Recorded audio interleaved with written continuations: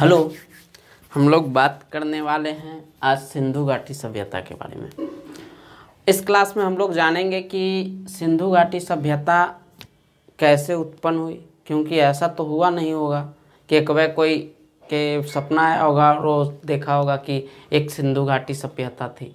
कुछ तो घटना ऐसा हुआ होगा जिसके बाद सिंधु घाटी अब सभ्यता का पता लगा होगा। तो सबसे पहले ये जानने का प्रयास करेंगे कि आखिर सिंधु घाटी सभ्यता की उत्पत्ति कैसे हुई, पहला पॉइंट। दूसरा ये जानेंगे कि आखिर सिंधु घाटी जब मिला था तो उसका नाम सिंधु घाटी सभ्यता क्यों पड़ा, और दूसरा इसको एक और नाम दिया गया हड़प्पा सभ्यता, क्यों कहा गया। इसके अलावा और जानेंगे हम लोग कि इसकी विशेषता क्या थी, क्यों इसको शहरी सभ्यता कहा जाता था, यहाँ के स्थल कैसे थे, इसको खोज कैसा कौन कौन किए थे। बहुत सारा स्थल मिला है जिसका खोज भारत में हुआ, कुछ स्थल ऐसा था जब पाकिस्तान में था। तो इन बातों को चर्चा करेंगे। तो शुरू करते हैं आज का टॉपिक, जिसका नाम है सिंधु घाटी सभ्यता, जिसका नाम है इंडस वैली सिविलाइजेशन। अब देखिए, सिंधु घाटी सभ्यता का जो एक तरह से देखा जाता है पीरियड यानी कि काल, तो वो 2500 BC से 1750 BC के बीच का काल होता। अब देखिए, क्वेश्चन डायरेक्ट सबसे पहले आपको ये पूछेगा कि सिंधु घाटी सभ्यता का जो पीरियड है यानी काल है वो कब से कब तक है। तो याद रखिएगा 2500 ईसा पूर्व से 1750 ईसा पूर्व। ठीक, अब बात करते हैं कि आखिर उत्पत्ति हुआ कैसे, मतलब क्या ऐसा घटना हुआ था जिसके बाद लोगों को पता लगा कि सिंधु घाटी सभ्यता एक है। कहा जाता है कि 1853 में जब लॉर्ड डलहौजी के शासनकाल में जो ट्रेन का बिछाया जा रहा था, ट्रेन चूँकि 1853 में ट्रेन स्टार्ट हो गई थी, तो उसी क्रम में बिछाया जा रहा था तो पटरी और जगह जगह खुदाई चल रहा था। उसी क्रम में क्या हुआ था कि जब बिछाया जा रहा था तो उसमें जब खुदाई हुआ तो खुदाई करते करते करते जब अंदर गया खोदते खोदते, तब उसके अंदर से बहुत सारा ईंट मिलने लगा, पक्का ईंट। लोगों को बड़ा आश्चर्य हुआ, जो मतलब वहाँ का अधिकारी था उसको बहुत आश्चर्य हुआ कि आखिर ये पक्का ईंट अंदर कैसे पहुँचा। उसके बाद उसने कहा कि एक काम करो, इसको धीरे धीरे खोदो। जब वो खोदना शुरू किया तो नीचे से एक अंडरग्राउंड जैसा घर जैसा निकलने लगा एरिया। धीरे धीरे धीरे जब इसको खोदा गया, बहुत दिन के बाद, इसमें बहुत टाइम लगा था, तब देखा कि यह पूरा का पूरा एक शहर बसा हुआ था, जहाँ से बहुत सारा चीज़ मिला है। जैसे ईंट मिला है, बहुत सारा अन्नागार कहते हैं जहाँ अन्न का बड़ा बड़ा रखा रहता है, बिल्डिंग जैसा बनाया रहता है जिसमें अनाज रखा जाता है वो। फिर स्नानागार मतलब एक बहुत बड़ा कुंड टाइप के होता था और लोग वहाँ जाके स्नान करते थे। तो इन चीज़ों को जब मिलने लगा तो लोग इस पर ज़्यादा से ज़्यादा फोकस करके उसको और खोजने लगे, और लास्ट में देखा गया था कि एक बहुत बड़ा मतलब कि एक तरह से शहर बसा हुआ था, छोटा छोटा एरिया में बसा हुआ था। आई पूरा मिला के एक बड़ा जो था सभ्यता, उसको कहा गया सिंधु घाटी सभ्यता। अब बात है कि इसका नाम सिंधु घाटी सभ्यता क्यों पड़ा। रीजन क्या था कि उस समय जो नदी था सिंधु, जितना चूंकि आदि मानव जो था अर्ली मैन, वो लोग जब भी जैसे उनको जब कृषि का ज्ञान हुआ था तो उन लोग को लगा कि कृषि के लिए पानी चाहिए, हमारे जीवन में भी बहुत पानी की आवश्यकता है। जब उनको ये आभास हुआ था तो वो लोग क्या किए, नदी के किनारे रहने लगे, यानी नदी के किनारे ज़्यादातर उनको बसना पसंद था। हर मतलब आदि मानव का ज़्यादा जनसंख्या उसी के किनारे बसने लगा। जब धीरे धीरे उनका विकास हुआ, तब उन लोगों को धीरे धीरे नॉलेज के बाद उनके अंदर एक सभ्यता का विकास हुआ। और चूँकि जितना भी सभ्यता विकसित हुआ है वो किसी न किसी नदी के किनारे, चूँकि वहाँ पर बहुत सारा आदि मानव रहते उनके बीच बहुत सारा एक तरह से नॉलेज हुआ, उनके बीच सभ्यता का विकास हुआ। इसलिए जो इस सभ्यता था, इसका जो एक तरह से उत्पत्ति हुआ था वो इंडस जिसको सिंधु नदी कहते हैं, उसी के किनारे, इसी कारण इसका नाम पड़ गया सिंधु घाटी सभ्यता। ठीक, अब बात था कि सिंधु घाटी सभ्यता को हड़प्पा सभ्यता कहा जाता था। इसके पीछे क्या रीजन था? तो देखिए, सिंधु घाटी सभ्यता को हड़प्पा सभ्यता इसलिए कहा जाता था क्योंकि जब सिंधु घाटी की खुदाई हो रहा था तब उसमें सबसे पहला जो स्थल मिला था हड़प्पा, इसलिए शुरुआत में लोग इसे हड़प्पा सभ्यता कहने लगे। लेकिन बाद में जब ये पूरा स्थल को खोदा गया तो बहुत सारा स्थल निकला था, जिसमें कुछ भारत है, ज़्यादातर भारत में है, कुछ पाकिस्तान में भी है। और अगर पूछेगा कि भारत में सबसे ज़्यादा कहाँ स्थल मिला, तो गुजरात में सबसे ज़्यादा सिंधु घाटी सभ्यता का जो स्थल मिला सबसे ज़्यादा कहाँ मिला? गुजरात में। अब बात था कि जो सिंधु घाटी था, जो ये सभ्यता था, वो कहीं ना कहीं सिंधु नदी या उसके ट्रिब्यूटरी यानी कि सहायक नदियों के आसपास बसा हुआ था, इसलिए इस सभ्यता का नाम ही दे दिया गया क्या? सिंधु घाटी सभ्यता। अब इसके अलावा जो भी सभ्यता होगी, चाहे वो मेसोपोटामिया की सभ्यता हो, रोम की सभ्यता हो, मिस्र की सभ्यता हो, पीली नदी सभ्यता हो यानी पीली सभ्यता जो चाइना में थी, लगभग जितना भी सभ्यता था वो सारा का सारा कहाँ देखने को मिला? कोई ना कोई नदी के किनारे। जैसे मेसोपोटामिया सभ्यता के बारे में थोड़ा सा जब बताएंगे तब वहाँ बताएंगे कि यूफ्रेटस एवं टिग्रिस नदी इराक में बहता था, उसी के आसपास था। दूसरा मिस्र की सभ्यता बताएंगे तो सब बताएंगे कि नील नदी जो था, जिसको मिस्र को नील नदी का उपहार कहा जाता है, ठीक ना। और भारत विश्व की सबसे लंबी नदी कौन है? नील नदी। अगर उस समय देखा जाए तो भारत के जो ये एरिया था, यहाँ पर सबसे बड़ा नदी सिंधु घाटी था, सिंधु नदी था। जब पाकिस्तान अलग हो गया तब हमारा भारत का सबसे बड़ा नदी कौन बना? गंगा। अगर पाकिस्तान साथ रहता तो आज भारत का सबसे लंबा नदी कौन रहता? सिंधु। चूँकि बंटवारा के बाद इसका जो सिंधु है, इसका ज़्यादातर जो भाग होता है वो पाकिस्तान में बहता है, इसलिए इसको नहीं मानते, गंगा को मानते हैं, ठीक। तो इसका नाम पड़ा एक सिंधु घाटी सभ्यता। एक बता दें कि चूंकि ये सिंधु और सिंधु के सहायक नदियों के आसपास विकसित हुआ था, इसलिए इसको नाम क्या पड़ा? सिंधु घाटी सभ्यता। इसको हड़प्पा भी सभ्यता कहा जाता है क्योंकि सिंधु घाटी सभ्यता की खुदाई में सबसे पहला स्थल कौन मिला था? हड़प्पा, इसलिए इसको क्या कहा गया? हड़प्पा सभ्यता। अब देखिए इसके उत्पत्ति, अब इसको जान लेते हैं कि जब खुदाई हो रहा था तो उसमें कौन कौन सा अधिकारी था। तो एक इसका जो मैसेज दिया था इसके बारे में कि हाँ एक देखिए ऐसा मतलब स्थल मिला, इस लोगों के बारे में लोगों को मैसेज देने का काम किया था चार्ल्स मैसन नाम के एक व्यक्ति था, यानी मैसेंजर के काम कौन किया था? चार्ल्स मैसन। पूछेगा कि सर्वेक्षण अधिकारी यानी कि इसका देख रेख कौन कर रहा था जो खुदाई हो रहा था, तो उसका सर्वेक्षण यानी कि देख रेख करना, सर्वेक्षण करना, तो वो था कनिंघम। और हम जब हम पढ़ा रहे थे आदि मानवला जिसमें पाषाण युग बताए थे, तो उसमें बताए थे कि भारत के पुरातात्विक स्रोतों के जनक किन्हें माना जाता है? कनिंघम। यही जो थे सर्वेक्षण अधिकारी थे। लेकिन इसका सिंधु घाटी सभ्यता का जो बताएं कि नामकरण किया गया वो किसने किया था? जॉन मार्शल ने, ठीक। आगे अब पढ़ते हैं कि इसका आकृति कैसा था। तो देखिए सबसे पहले आकृति पढ़ने से पहले इसका लगभग हम देख लेते हैं कि पूरब में कितना कहाँ तक फैला था, पश्चिम में कहाँ तक फैला था। तो देखिए ये जो उत्तर में था, उत्तर में एक जगह है जिसका नाम है मांदा। मांदा जो जम्मू कश्मीर के आसपास एरिया पड़ता है, मांदा तक फैला हुआ था उत्तरी बिंदु। पूर्वी बिंदु देखा जाए तो आलमगीरपुर जो यूपी के पास एरिया था, जो फिलहाल तो अभी का यूपी उस समय का यूपी में अंतर था, तो ये लगभग आलमगीरपुर जो था वो पूर्वी बिंदु था, वहाँ तक था। और दक्षिण में एक एरिया है जिसका नाम है दाइमाबाद जो महाराष्ट्र के आसपास वाला एरिया में पड़ता है, वहाँ दक्षिण तक फैला था। और एक है पाकिस्तान में एरिया जिसका नाम है सुतकांगडोर, ये था पश्चिम तक।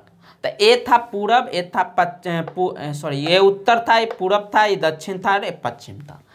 तो ये जो फैला हुआ था, जब इसको देखा गया मिला के तो लगभग ऐसा आकृति नजर आया।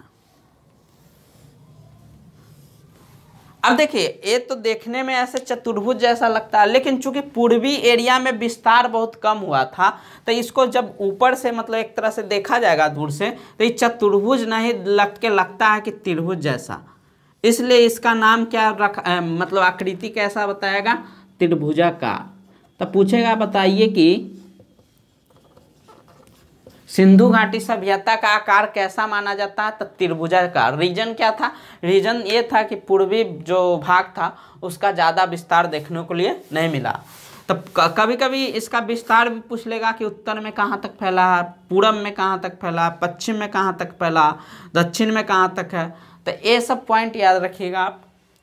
इसका याद रखिएगा कि इसका जो एरिया था, क्षेत्रफल कितना था, तो याद रखिएगा 13 लाख किलोमीटर स्क्वायर, यानी कि लगभग 13 लाख किलोमीटर स्क्वायर में वर्ग किलोमीटर में फैला हुआ था। इसका विस्तार बता दिए कि उत्तर में कौन है, पूरब में कौन है, पश्चिम में कौन है। ठीक, अब आते हैं कि आखिर इसको शहरी सभ्यता क्यों कहा गया, यानी इसका क्या क्या ऐसा विशेषता था जिसके आधार पर इसको शहरी सभ्यता कहा गया था। तो देखिए, सबसे पहले हम जानते हैं कि इसमें जो था, इसमें सबसे बड़ा जैसे देखते होंगे शहर के नालियाँ जो होती है वो ढकी हुई रहती है, लेकिन जब गांव में जाइएगा तो वहाँ के नाली खुला हुआ रहता है, वहाँ ज़्यादा व्यवस्था नहीं है, बस मिट्टी को काट के और एक निकाल दिया जाता है नाली जैसा। लेकिन जब सिंधु घाटी सभ्यता में देखा गया था तो देखा गया था कि एक गटर जैसा बना हुआ, उस पर ढक्कन लगा हुआ, यानी कि शहरी व्यवस्था जैसा था। इस आधार पर इसको शहरी माना गया। इसके अलावा यहाँ का जो घर बनाया गया था वो घर भी कोई कच्ची ईंटों का नहीं था, पक्की ईंटों का था। और इसके अलावा जो सड़क थी वो हमें जो सड़क की व्यवस्था थी वो भी अच्छी थी, और ये जो सड़क थे आपस में समकोण पर काटते थे, यानी 90 डिग्री पर, और इस तरह से इसको बस बनाया गया था। इसका जो सड़क रहता था हमेशा पूरब पश्चिम। इससे क्या फायदा होता था, जब पूर्वी हवा या पश्चिमी हवा चलती थी तो इसके कारण वह स्वतः मतलब अपने आप जो सड़क होता था वो हवा के कारण साफ हो जाता था। इन बातों के आधार पर लगता है कि यहाँ का जो सभ्यता था एक तरह से शहर जैसा था, इसलिए इसको शहरी सभ्यता माना जाता है। ठीक, इसके अलावा हम लोग बात करते हैं कि आखिर इस सभ्यता में और क्या क्या विशेष था। तो देखिए, इसका जो भी शहर था लगभग जनरली देखा जाता था तो इसका जो दरवाज़ा होता था वो रोड के सामने नहीं खुलता था, ये पीछे की आंगन की ओर खुलता था, यानी पीछे की ओर। ठीक ना, और पीछे से लोग निकलते थे। लेकिन एक जगह ऐसा भी था जहाँ लोग मतलब सड़क का दरवाज़ा घर का दरवाज़ा सड़क की ओर खुलता था, जिसमें वो जगह था लोथल। कौन सा जगह था? लोथल। ठीक, इसके अलावा यहाँ जो शहर था, शहर कर रहे हैं मतलब कि खिड़की जो था वो खिड़की हमेशा जैसे कैसे होता है बाहर की ओर, यानी कि आगे की ओर, यानी सड़क की ओर निकलना। और इसका जो बताएं कि मेन गेट होता था वो आंगन की ओर खुलता था, बशर्ते लोथल में। ठीक, अब ये सब सारी विशेषता थी कि यहाँ के सड़क पक्की थी, पक्के ईंटों के बने घर थे, यहाँ के मतलब जो सड़क होती थी वो समकोण पर काटती थी। लोग जो होते थे अनाज को रखने के लिए बड़ा बड़ा मतलब एक इमारत जैसा बनाते थे गोल, जिसको अन्नागार के नाम से जानते हैं। अन्न जोरागार मतलब अन्न के रखने वाला भंडार, तो उसको अन्नागार कहते हैं, जिसको इंग्लिश में ग्रेनरी बोलते हैं। और एक था, लोग जब पूजा जैसे होता है तो देखते होंगे छठ उठ में एक कुंड टाइप के होता है जिसमें लोग जाते हैं पूजा करने, तो उसी तरह का एक बिल्डिंग जैसा मिला था जिसको कहते हैं स्नानागार। क्या कहते हैं? स्नान, यानी लोग वहाँ जाते थे जब बड़ा बड़ा पर्व होता था तो उसमें पर्व में लोग जाते थे स्नान करने के लिए। वो बहुत बड़ा था स्नानागार जिसको कहते हैं, जिसको इंग्लिश में ग्रेट बाथ के नाम से जानते हैं। तो एक कुछ विशेषता था क्या सिंधु घाटी सभ्यता का। अब बात करते हैं कि आखिर इसका क्या कारण रहा था। इसके बाद हम लोग चर्चा करेंगे हड़प्पा मोहनजोदारो की आखिर क्या क्या था स्थल के बारे में। सबसे पहले इसके विशेषता देख लिए, और अब हम लोग देखते हैं कि आखिर इसका जो लास्ट हुआ था 1750 में, तो उसका विनाश का मुख्य कारण क्या ऐसा रहा था जिसके आधार पर कहा जाता है कि यह सभ्यता धीरे धीरे खत्म हो गई थी। तो इसमें सबसे बड़ा कारण था कि बाढ़।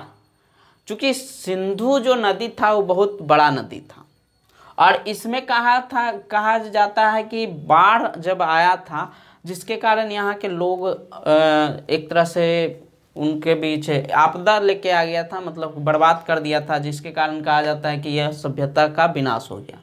दूसरा कारण यह भी बताया जाता है कि जो जलवायु था वो परिवर्तन हो गया था। जलवायु के परिवर्तन होने के कारण यहाँ के लोग उस जलवायु के अनुसार अपने आप को नहीं ढाल पाए थे, जिसके कारण कहा जाता है कि उनका धीरे धीरे इस विनाश होना शुरू हो गया, यह सभ्यता खत्म होने लगी। तीसरा कारण यह भी बताया जाता है कि 1750 ईस्वी के शुरुआत होते होते या उसके कुछ साल बाद धीरे धीरे यहाँ जो आर्य लोग थे, जो मध्य एशिया, जब हम पढ़ाएंगे वैदिक युग तो वहाँ बताएंगे कि मध्य एशिया से लोग आना शुरू कर दिए। इसके अलावा और भी अगल बगल के जो एरिया के लोग थे वो इस पर आक्रमण करने लगे।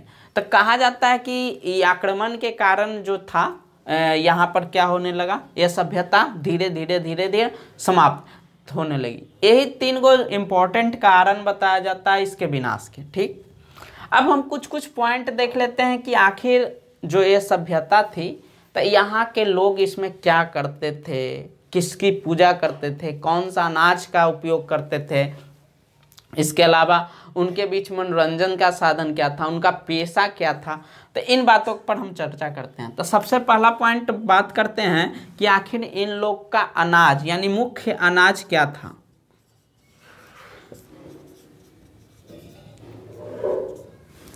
अब देखिए, ये लोग जो ज़्यादातर इसमें जो अनाज मिला है वो अनाज में सबसे फेमस अनाज रहा है गेहूं और जौ। 2 अनाज खाने के लिए खाद्यान्न फसल के रूप में सबसे फेमस कौन रहा, गेहूं और जौ। ठीक, जिसमें सबसे ज़्यादा ऐसे आप लोग दीजिएगा एग्जाम तो उसमें सबसे पहला प्रायोरिटी दिया जाता है क्या बोलता है, जौ को, और दूसरा नंबर पर गेहूं। तीसरा है कि ये लोग पहनने के लिए क्या यूज करते थे, तो पहनने के लिए कपास, यानी कपास का भी खेती बहुत इसमें मायने रखता था। ठीक, दूसरा जानते हैं कि पेशा क्या था। तो देखिए, चूंकि हम बताएं कि ये जो सभ्यता थी शहरी सभ्यता थी और शहर में सबसे ज़्यादा क्या होता है, बिजनेस। तो याद रखिएगा जो पेशा था यहाँ ये व्यापार का था। हालांकि कुछ खेती भी रहा, लेकिन मेन जो इसका माना जाता है पेशा लोगों का, उसमें व्यवसाय यानी व्यापार था। ठीक,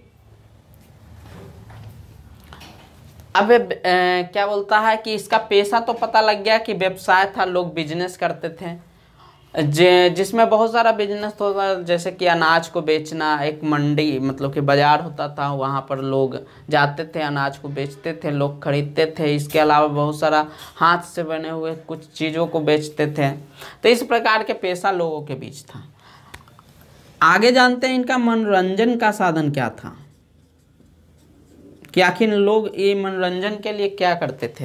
तो इन लोग का सबसे बड़ा चीज़ था मनोरंजन का, वो था थोड़ा बहुत, जैसे मुर्गा जो होता था ना, मुर्गा की लड़ाई करवाते थे आपस में, उसको लोग एक इकट्ठा होकर देखते थे। इसके अलावा तलवारबाजी होता था। तलवारबाजी मतलब ऐसा नहीं जैसा कि नॉर्मल जो हाँ थोड़ा बहुत होता है वो। इसके अलावा लोग एक दूसरे थोड़ा बहुत चित्र पार कर अपना मनोरंजन करते थे। तो इस प्रकार का मनोरंजन वाला साधन इसमें था। एक होता था कि इसमें आभूषण का यूज क्या करते थे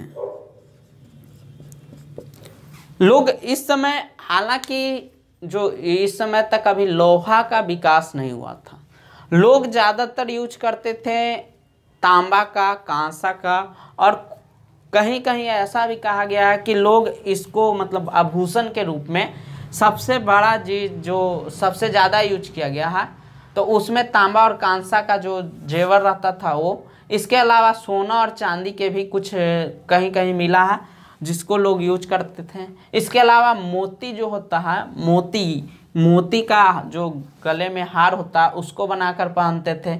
इसके अलावा भी और कुछ ऐसे थे मतलब कि जैसे कि बहुत सारा ओती आता, पत्थर आता, उसका भी ये लोग यूज करते थे। इसके अलावा कहा जाता है कि एक खोपड़ी होता था, उसको लोग राजा जो वहाँ के होता था वो पहनता था। जैसे एक मूवी बना था मोहनजोदारो, अगर टाइम मिलेगा तो ये मूवी देखिएगा, उसमें बहुत सारा सीन दिखाया गया सिंधु घाटी सभ्यता का, ठीक ना। तो ये आभूषण का लोग यूज करते थे। इसके अलावा एक याद रखिएगा कि पूजा पूजा पाठ में रुचि था, तो लोग को पूजा पाठ में रुचि था। कुछ लोग जो था वो पूजा करते थे, जिसमें सबसे जो फेमस होता है वो कहा जाता है कुबड़ा सांड। जो कुबड़ा सांड होता है उसका लोग पूजा करते थे। मातृदेवी यानी धरती को लोग पूजते थे। इसके अलावा भी कहा जाता है कि वृक्ष को लोग भी पूजा करते थे। तो ये सब चीज़ पूजा करते थे, ठीक। और बाकी बता दें आभूषण, मनोरंजन, पेशा क्या था, मुख्य अनाज क्या था, मनोरंजन के साधन क्या था। ये सब छोटा छोटा पॉइंट आप लोग याद रखिएगा, ठीक ना। और इसमें लगभग इसमें पॉइंट हम सारा बता दिए। इसके अलावा आगे चलते हैं। अब है कि इसमें बहुत सारा स्थल मिला, जिसमें सबसे जो फेमस स्थल है जिसका नाम है हड़प्पा। हड़प्पा जो है वो बहुत फेमस स्थल है, इसलिए बात करेंगे हड़प्पा पर कि हड़प्पा को कब और किसने खोज किया था, ठीक।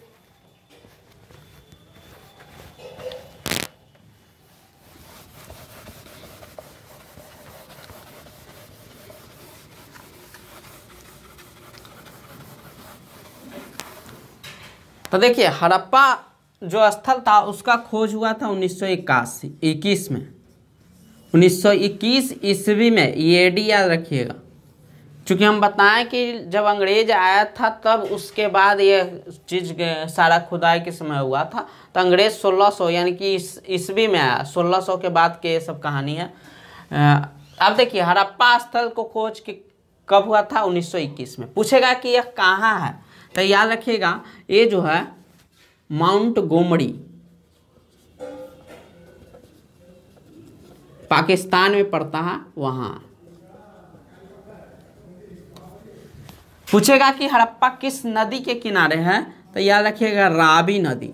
कौन सा नदी, रावी नदी। पूछेगा कि बताइए कि हड़प्पा को खोज कौन किया था, तो याद रखिएगा हड़प्पा का खोज किया था दयाराम साहनी। अब देखिए एक नाम होता है राखलदास बनर्जी और एक होता है दयाराम साहनी। ये दोनों में हमेशा कन्फ्यूजन होता है। तो याद रखिएगा पा माने पापा, पापा में दया होता है, इसलिए दयाराम साहनी। यानी पा मतलब कि ये याद करने का एक तरह से ट्रिक हो गया कि पा दया रहेगा पापा में, इसलिए दयाराम साहनी। और एक रहेगा राखलदास बनर्जी जो होगा मोहनजोदारो, ठीक।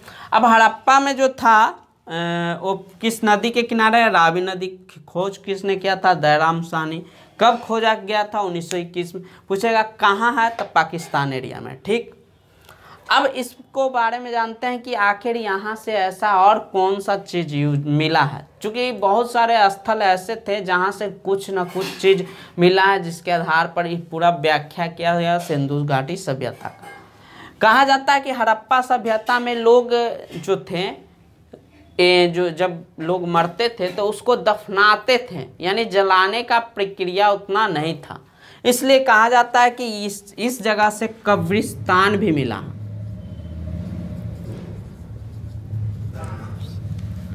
ठीक। कब्रिस्तान हो गया। जो ताबूत होता है जिसमें रखा जाता है लाश को, ताबूत हो गया। इसके अलावा अन्नागार भी मिला है, ठीक। अन्नागार हो गया। ये सब चीज़ मेन जो है वो मिला है कहाँ से, हड़प्पा से, ठीक। अन्नागार तो ढेर जगह से मिला है, लेकिन पूछेगा सबसे बड़ा अन्नागार कहाँ से मिला है, तो आगे बताएंगे कि मोहनजोदारो, यानी मोहनजोदारो से सबसे बड़ा अन्नागार मिला है, ठीक। पूछेगा सबसे ऊंचा जो इमारत होता था वो कौन सा होता था, अन्नागार। अब पूछेगा सबसे चौड़ा या बड़ा, तो उसमें स्नानागार मारिएगा, ठीक ना।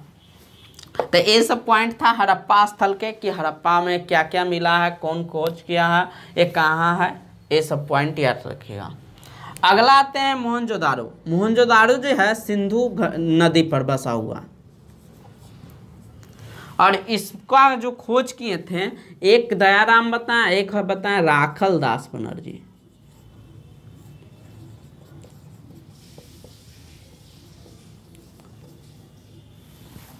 तो देखिए मोहनजोदाड़ो जो था उसका खोज कौन किया था? राखलदास बनर्जी। किस नदी पर है? सिंधु। इसका खोज कब हुआ था? तो 1922 ईस्वी। 1922 ईस्वी में मोहनजोदाड़ो हुआ और जो हड़प्पा कितना में हुआ? 1921। सबसे पहला स्थल कौन खोज किया गया था? तो हड़प्पा। अब यहाँ से याद रखिएगा कि यह कहाँ है? तो ये है लड़काना। लड़काना जो प्रांत है पाकिस्तान में वही है। अब इस मोहनजोदाड़ो से क्या क्या मिला है? मोहनजोदाड़ो से भी बहुत चीज़ मिला है, जिसमें सबसे पहला जो फेमस है वो चीज़ है अन्नागार। सबसे बड़ा अन्नागार कहाँ मिला है? यही सबसे बड़ा अन्नागार।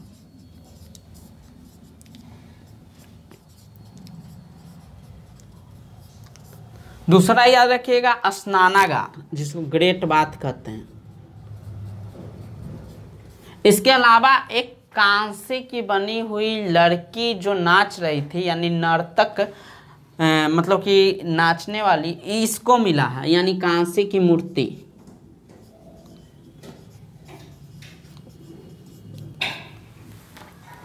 ये सब जो इम्पोर्टेंट था, मतलब कि ये जो हमेशा एग्जाम में पूछा जाता है वो पॉइंट ऑफ व्यू से बताएं, जिसमें ऐसे ज़्यादातर नहीं पूछा जाता है कि कौन कहाँ से था। ज़्यादातर जो था यही पूछा जाता है। ठीक। इसके अलावा याद रखिएगा, पूछेगा कि सबसे ज़्यादा शहरी क्षेत्र कौन सा था? सिंधु घाटी में ऐसे तो सारा का सारा शहरी क्षेत्र था, एक दो को छोड़कर, लेकिन इसमें सबसे ज़्यादा विकसित और शहरी क्षेत्र किसे माना जाता है? यही है मोहनजोदाड़ो, जिस पर फिल्म बना है, जिसमें आपको पता लगेगा कि बहुत सारा एरिया जो इसमें रोल किया है ऋतिक रोशन, उसमें दिखाएगा कि वह एक रहता है मतलब कि ग्रामीण एरिया में, लेकिन उसको जब जाना रहता है हड़प्पा यहाँ मोहनजोदाड़ो, तो उसका सीन है वहाँ फिर दिखाएगा कि कैसे कैसे लोग रहते हैं, कैसा बिल्डिंग है, ये सब। तो ये था हड़प्पा स्थल और ये था मोहनजोदाड़ो। इसके अलावा हम बहुत सारा पॉइंट बताएं कि सिंधु घाटी सभ्यता कहाँ से विकसित हुआ, नाम कैसे पड़ा, उत्पत्ति कैसे हुआ, विशेषता क्या था, लोग यहाँ क्या करते थे पूजा के लिए, पूजा कैसे करते थे, इसके अलावा मनोरंजन का साधन क्या था, पेशा क्या था। आज के वीडियो में हम इतना रहने देते हैं, और बाकी जो वीडियो है उसमें हम लोग देख लेंगे बहुत सारा और स्थल बचल है, जैसे लोथल के बारे में कुछ पॉइंट बता देंगे। लोथल इसलिए फेमस था चूँकि यह बंदरगाह था, तो इसके बारे में अगले वीडियो में चर्चा करेंगे कि लोथल। इसके अलावा जैसे बनमाली था, रोपर था, रोपर के बाद एक रंगपुर था, कालीबंगा था, यहाँ से बहुत सारा चीज़ मिला है जो फेमस है। जैसे कालीबंगा के लिए फेमस है कि काली चूड़ी, और भी बहुत चीज़ है जो फेमस है। लोथल से मिला है कुछ, फिर चुहंद्रो एक जगह है जहाँ से मिला, तो वो सब पॉइंट हम अगले वीडियो में चर्चा करेंगे। ठीक। इसमें आप लोग जो भी पॉइंट बाय पॉइंट बताएं उसको ध्यान में रखिएगा, एग्जाम में वहाँ से क्वेश्चन हमेशा पूछा जाता है। और बाकी एक बार आप अगर कोई भी बुक होगा तो उसको से आप पॉइंट बाय पॉइंट पढ़ सकते हैं। हालांकि मेन मकसद था समझना, अगर आप समझ जाते हैं तो पिन पॉइंट याद इजी से हो जाता है। ठीक। मिलते हैं अगले वीडियो में। जय हिंद।